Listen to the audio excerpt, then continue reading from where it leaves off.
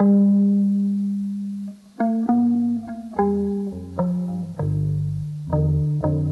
washing clothes, you're doing chores all day long while the world ignores.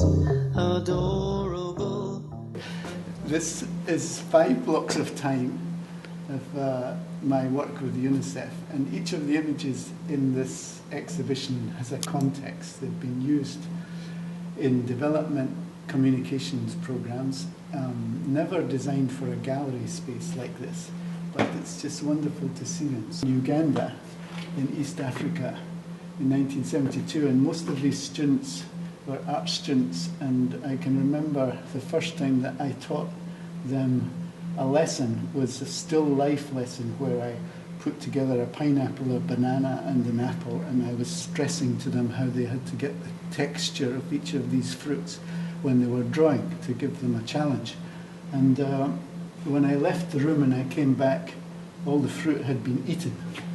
In those days, I would go to the remote communities in northern Kenya where people were nomadic and pastoral lifestyle, and the infant mortality was so high because of diarrhea-related illness and because of hygiene and sometimes related to different times of the year famine. So I had to draw individual tribal groups so that they recognized themselves in the drawings. They took much more interest. In fact, they could tell from the markings on the tribal markings on the skin or the bracelets, the jewellery, they could tell more about the photographs and they could tell more about the drawings than I could. Could tell how many children a mother had, which clan she came from. And the reason we chose line drawings was because the black and white photograph process in those days, in the 70s, was so poor that the faces would darken to a point where you couldn't recognize facial expressions. So we used a lot of line drawings to try and explain visually the health communication messages. This child is drawn as they would come into the refugee camps. They would only have the clothes on their back, and this was like a tent. It was their home, and sometimes they would walk 2 or 3 days into a camp before they could get some assistance during the famine period. And every year in Somalia in the 70s there was a famine. It was predictable as the weather. Again, from the pastoral parts of northern Kenya, different groups, Rendile, Samburu, Pokot, Turkana, Maasai, they all had different visual looks. And then on the coastal areas, you would have Somali-speaking people, and in Somalia itself, of course. One of the parts of my job was to train local artists how to do better illustrations, so we produced a manual for artists in East Africa to help them perfect their life drawing skills, and also this line drawing technique, which was much easier to reproduce. In 1982, we moved from East Africa to Nepal. Sarah and I had arrived in East Africa with backpacks. We moved to Nepal with 2 children and a lot of luggage. But once we reached Nepal, it was interesting to see the difference in the challenges. There was a large incidence of iodine deficiency in Nepal at the time. And goiter and cretinism, which was the result of iodine deficiency, was so prevalent that it was the largest single cause of mental retardation in the country. Not only Nepal, but all of the Himalayan countries, because people tended to use rock salt instead of iodine that comes naturally in sea salt. So in most of the hilly areas around the world, from the Rockies to the Alps, people would grow goiters to compensate for the lack of iodine in their diet. And these would be shown by these huge growths around the neck, which it doesn't hamper you by having this. It's the body adapting to the lack of iodine. But when you are iodine deficient, there's a high chance you will give birth to a child suffering from cretinism. So high incidence of cretinism.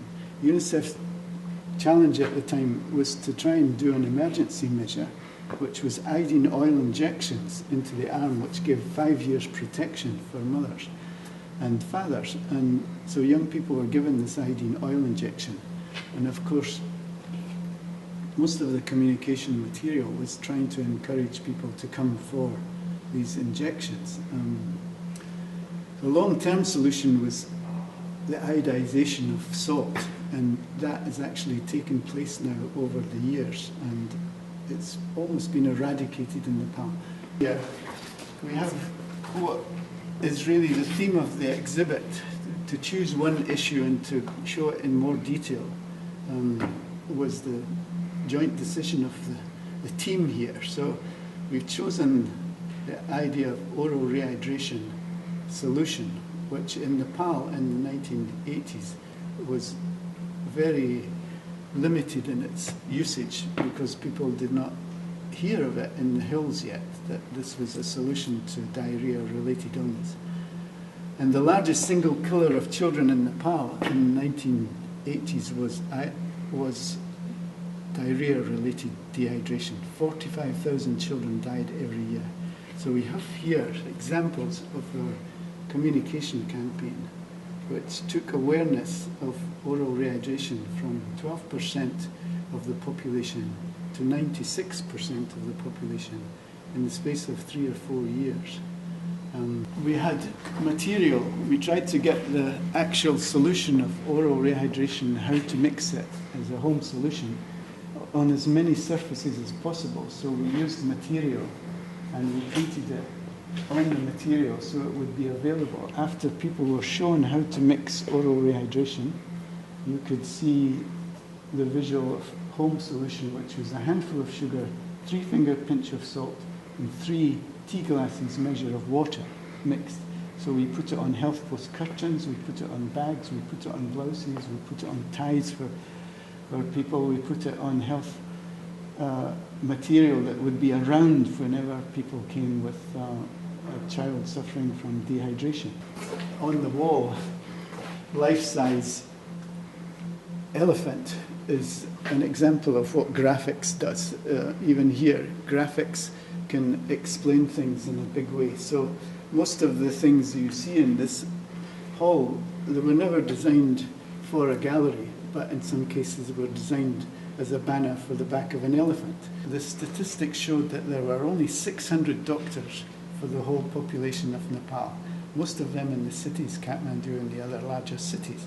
But there were 400,000 faith healers in the hills, and they were giving mothers information every time the monsoon came, that if they did not put liquid into their child's mouth when it had diarrhea, then nothing would come out. And there was a logic in this understanding that you don't put anything in and nothing will come out. But as a result of this understanding, 45,000 children died each year, basically of thirst. So UNICEF realized it was not a medical problem so much as a communication problem. And we decided to try and influence the faith healers to give the right message. They did not intentionally want to give a message that killed children, but they wanted to take on the idea that they could save children. So they were receptive, but they were hard to reach. They were in the hills, and they were sometimes talking to mothers 10 times a day, giving the wrong message in the rainy season. So in statistics, you had this huge increase in deaths in the monsoon in Nepal that looked like Mount Everest on a chart when you drew it in the middle of the year. We decided we needed help, which was pairs of legs that could go into the hills and help to train the faith healers. And we got a response from the Gurkhas, both the British Gurkhas who were working in the British Army and then retiring with a pension into the hills. We introduced a training program that taught them how to mix oral rehydration solution and how to train a faith healer. And we had from the Indian army, there were Gurkhas who were training, the Nepalese army itself, and even the UN contingent of the Gurkhas. There was large numbers of Gurkhas that would retire into the hills. So they became a key part of the communication effort to reach the faith healers. And the faith healers were slowly influenced in getting the right information over for home solution oral rehydration. It took several years to show up in the health charts, but the National Survey of Nepal showed that within these years, there's a 51% reduction in deaths due to dehydration. So it was many factors involved, slow increase in the number of access to toilets, better water supply, all these things helped. But one of the key things to this, of course, was the communication effort.